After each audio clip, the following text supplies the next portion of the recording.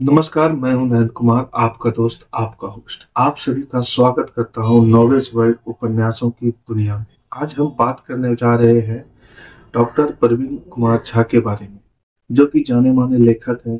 उनकी अभी तक 17 किताबें आ चुकी है।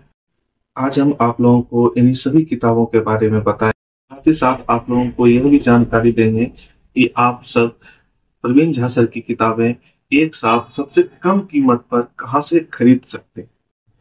आज प्रवीण झा सर की किताबों के बारे में बात करने के लिए हमारे साथ जुड़े हैं मयंक झा, जो कि प्रवीण झा सर की किताबों के बारे में जानकारी हम लोगों के बीच साझा करेंगे। इस सभी जानकारी को जानने के लिए कि उनकी कौन कौन सी किताब है और उन्होंने कितनी किताब लिखी है, उनके क्या क्या नाम है और उनकी एमआरपी क्या है, ये सभी किताब जानकारी के लिए आप लोग जुड़े रहें हमारे वीडियो में अंत तक। हमारी वीडियो यदि आपको पसंद आए तो हमारे वीडियो को लाइक करें, चैनल को सब्सक्राइब कीजिए और ज्यादा से ज्यादा लोगों तक शेयर कीजिए। साथ ही साथ बेल आइकन को भी दबा दें ताकि हमारी नई वीडियो का अपडेट आपको सबसे पहले मिले। नमस्कार। आज हम आपको एक ऐसे लेखक के बारे में बताने जा रहे हैं जो रहते तो भारत से बाहर हैं, परंतु भारत के बारे में उनकी जानकारी हम जैसे कई लोगों के मुकाबले बहुत अधिक है। आज हम आपको बताने जा रहे हैं नॉर्वे में रहने वाले लेखक डॉक्टर प्रवीण झा के बारे में। सबसे पहले एक किस्से से शुरू करते हैं। प्रवीण सर बेंगलोर में अच्छे खासे चिकित्सक थे, पर उन्होंने अचानक से एक दिन नॉर्वे के बारे में पढ़ा। उनकी जिज्ञासा इतनी अधिक बढ़ गई कि वो नॉर्वे जाने के बारे में सोचने लगे। नॉर्वे जाने की पहली शर्त ये थी कि उन्हें वहां की भाषा सीखनी थी और मात्र 1 वर्ष के अंदर उन्होंने वहां की भाषा नॉर्वेजियन सीख ली। यह दीवानगी थी और वो चल पड़े दुनिया के सबसे खुशहाल देश नॉर्वे की यात्रा पर। उनकी पहली पुस्तक खुशहाली का पंचनामा इसी पर आधारित है। यह पुस्तक नॉर्वे की भाषा, संस्कृति एवं कई रोचक कहानियों से भरी है। इस पुस्तक में वो बताते हैं कि नॉर्वे की जीवन शैली कैसी है और बहुत सारे रोचक किस्से हैं नॉर्वे से जुड़े हुए। अंग्रेजी में एक शब्द है विकेरियस, जो इसका मतलब ये होता है कि आप बैठे बैठे कहीं दूर यात्रा करने लगते हैं। मतलब वो यात्रा आप फिजिकली नहीं करते, परंतु आप शब्दों के माध्यम से एक अलग दुनिया में पहुंच जाते हैं। यह पुस्तक आपको नॉर्वे की यात्रा कराती है। मैं आपको जो दूसरी पुस्तक के बारे में बताने जा रहा हूं वो है उल्टी गंगा। यह पहले चमन लाल की डायरी के नाम से प्रकाशित हुई थी। इस पुस्तक को जब आप पढ़ेंगे तो सीखेंगे कि किस्सा गोई क्या होती है। किस्सा गोई एक ऐसी कला है जिसमें हम साधारण घटना को इस प्रकार वर्णित करते हैं कि पढ़ने वाले को अलग ही आनंद आ जाता है। यह उल्टी गंगा रोचक मजेदार किस्सों से भरी किताब है जिसमें अलग अलग कहानियां आपका मन मोह लेगी। तीसरी पुस्तक जिसके बारे में मैं बताने जा रहा हूं वह है कूली लाइंस। अगर लेखक की सबसे लोकप्रिय पुस्तक इसे कहा जाए तो कोई अतिशयोक्ति नहीं होगी। भारत में गिरमिटिया मजदूरों पर लिखी गई सबसे लोकप्रिय किताबों में से एक है। लेखक की अगली किताब जिसके बारे में मैं बताने जा रहा हूं वो है साइनाइड। यह बहुत ही रोचक किताब है। राजीव गांधी हत्याकांड एवं उसके बाद के बारे में है। जब आप इस पुस्तक को पढ़ेंगे तो लगेगा आपको एक फास्ट पेस्ड थ्रिलर पढ़ रहे हैं। यह घटना भी अपने आप में रोचक थी। राजीव गांधी हत्याकांड में पहली बार मानव बम का प्रयोग हुआ था। इस पुस्तक में आप लिट्टे बाद के जो भी जांच हुई इसके बारे में काफी डिटेल से पढ़ेंगे और यह वास्तव में एक उपन्यास जैसी रोचकता के साथ लिखा गया है। अगली पुस्तक जिसके बारे में मैं बताने जा रहा हूं वो है केनेडी। यह केनेडी के ऊपर लिखी पुस्तक नहीं है, वास्तव में यह अमेरिका का इतिहास है जिसमें केनेडी परिवार एक धुरी की तरह चलता है। इस पुस्तक को पढ़ने के बाद आप अमेरिका को और उससे जुड़े अन्य बिंदुओं को ज्यादा बेहतर तरीके से समझेंगे। अगली पुस्तक जिसके बारे में मैं बताने जा रहा हूं वो है रूस, रसिया, रासपुतीन। इसमें रसिया के इतिहास को काफी रोचक तरीके से बताया गया है। कैसे एक मामूली नगर विश्व के एक शक्तिशाली देश में परिणत हो गया, कैसे जारशाही आई, इन सभी बिंदुओं पर काफी फास्ट पेस्ड थ्रिलर तरीके से चर्चा की गई है। आप ये पुस्तक जरूर से जरूर पढ़ सकते हैं। अगली पुस्तक जिसके बारे में मैं बताने जा रहा हूं वो है दास्ताने पाकिस्तान। पाकिस्तान एक ऐसा टॉपिक जो राजनीति से लेकर आम जनमानस में विभिन्न चर्चाओं में हर रोज आता है।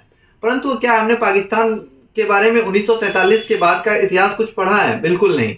हम लोग 1971 के युद्ध के बारे में उतनी अच्छी तरह से नहीं जानते, ना ही जानते हैं कारगिल युद्ध के बारे में, ना ही 1965 के युद्ध के बारे में। इन सभी युद्ध के अलावा भी राजनीति तथा अन्य चीजों को जानने समझने के लिए यह पुस्तक बेहतरीन है। यह पाकिस्तान को बेहतर तरीके से समझाएगी तथा 1947 से लेकर अब तक जितने भी महत्वपूर्ण घटनाएं घटी हैं उन सभी का वर्णन आपको इसमें मिल जाएगा। अगली पुस्तक जिसके बारे में मैं बताने जा रहा हूं वह है भूतों का देश आइसलैंड।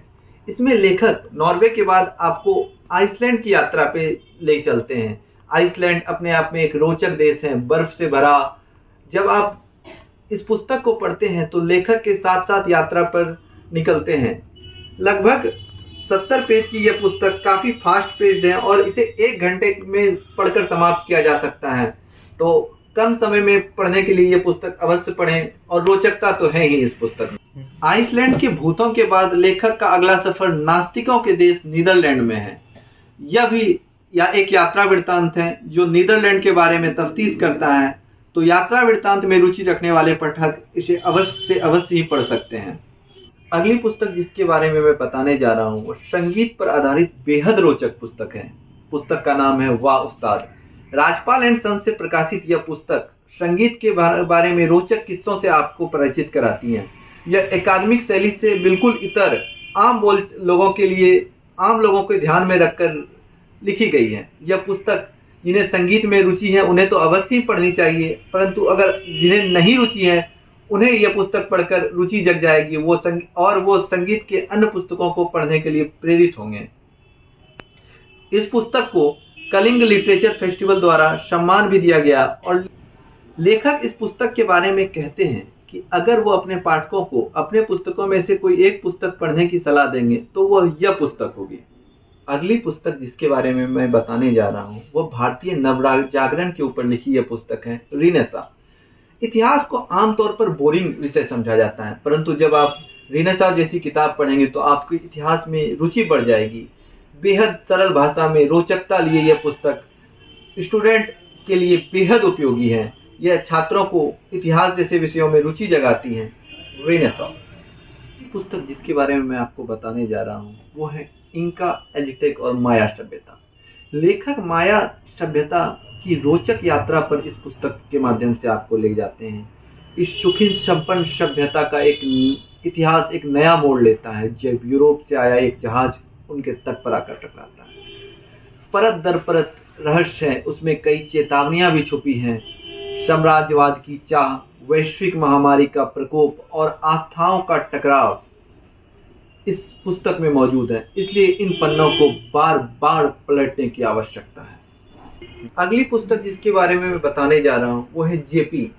यह पुस्तक जयप्रकाश नारायण के ऊपर लिखी गई है। यह पुस्तक आपको जयप्रकाश नारायण के बारे में तो बताती ही है, साथ ही भारतीय इतिहास की एक रोचक पड़ाव इमरजेंसी के बारे में भी काफी कुछ बताती हैं। तो यह पुस्तक आप जरूर से जरूर पढ़ें। अगली पुस्तक जिसके बारे में मैं आपको बताने जा रहा हूँ वह है क्रिकेट से जुड़ी हुई। कहते हैं कि भारत में चर्चाओं के 3 ही केंद्र बिंदु रहते हैं, पॉलिटिक्स, क्रिकेट और फिल्म। तो पहली किताब मैं आपको क्रिकेट के बारे में बताता हूँ।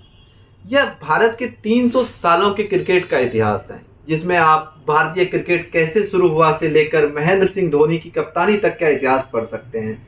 साथ ही साथ भारतीय क्रिकेट के महत्वपूर्ण बिंदु जैसे 1983 का वर्ल्ड कप हो या 1996 का वर्ल्ड कप हो, 2003 का वर्ल्ड कप हो या कोई भी इंपॉर्टेंट घटना हो, महत्वपूर्ण टेस्ट सीरीज हो, ये सभी इसमें विशेष रूप से दर्ज हैं। तो क्रिकेट का इतिहास या क्रिकेट में रुचि रखने वाले लोगों के लिए यह पुस्तक बेहद महत्वपूर्ण है। तो यह पुस्तक आप अवश्य से अवश्य पढ़ें। अगली पुस्तक जिसके बारे में मैं आपको बताने जा रहा हूँ वह पुस्तक बेहद रोचक है इस वजह से क्योंकि मैं जब छात्र दिनों में था तो सोचा करता था जब भारत तकनीक रूप से इतना उन्नत हुआ तो कैसे हुआ, परंतु कोई भी पुस्तक ऐसी नहीं मिली जिसमें मेरे सारे सवालों के जवाब मिले। यह पुस्तक उसी टॉपिक पर लिखा हुआ है। यह पुस्तक पर्सनली मुझे बेहद पसंद है क्योंकि भारत के कंप्यूटर से लेकर सुपर कंप्यूटर तक से लेकर क्यूआर तक की बनने की कहानी इसमें दर्ज है। कैसे भारत जो कि एक तकनीकी रूप से पिछड़ा हुआ देश माना जाता था, आज भारत के इंजीनियर विश्व के सभी देशों में काम कर रहे हैं, और अगर विश्व का कोई भी देश तकनीकी प्रोग्रेस कर रहा है तो उसमें भारत के इंजीनियरों का भी एक विशेष योगदान हमेशा रहता है। भारत आज तकनीकी रूप से किसी से भी पिछड़ा हुआ नहीं है और विश्व के विकसित देशों के समकक्ष खड़ा है। तकनीकी इतिहास जानने के लिए ये पुस्तक बेहद रोचक है और छात्रों को अवश्य से अवश्य पढ़ाई जानी चाहिए। यह पुस्तक हर एक लाइब्रेरी का अंग होना चाहिए तथा स्कूलों में भी बच्चों को पढ़ाई जानी चाहिए। जब हम लोगों ने जीव विज्ञान पढ़ा था तो उसमें पढ़ा था चार्ल्स डार्विन को, डार्विन का वह सिद्धांत कि जो सबसे योग्य होंगे वही बचे रहेंगे। यह पुस्तक चार्ल्स डार्विन के ऊपर लिखी गई है जिसका नाम है स्पीसीज। बेहद रोचक पुस्तक है, छात्रों के लिए बेहद उपयोगी पुस्तक है। इस पुस्तक को आप अवश्य से अवश्य पढ़ सकते हैं। जैसा कि मैंने स्कोर क्या हुआ के बारे में बताते हुए कहा था कि भारत में चर्चाओं के 3 केंद्र बिंदु होते हैं, क्रिकेट, पॉलिटिक्स और सिनेमा। तो क्रिकेट पर लिखी गई स्कोर क्या हुआ के बाद आते हैं अब पॉलिटिक्स पर लिखी हुई गांधी परिवार और ऑपरेशन ब्लू स्टार। यह इस पुस्तक में कुल 2 किताबें हैं पतली पतली। ऑपरेशन ब्लू स्टार जहां 1984 के ऑपरेशन ब्लू स्टार के बारे में बताती हैं, इसके अलावा गांधी परिवार में आपको गांधी परिवार से जुड़े रोचक किस्सों के जानकारी मिलती है। तो राजनीति पे रुचि रखने वालों के लिए यह पुस्तक बेहद महत्वपूर्ण है।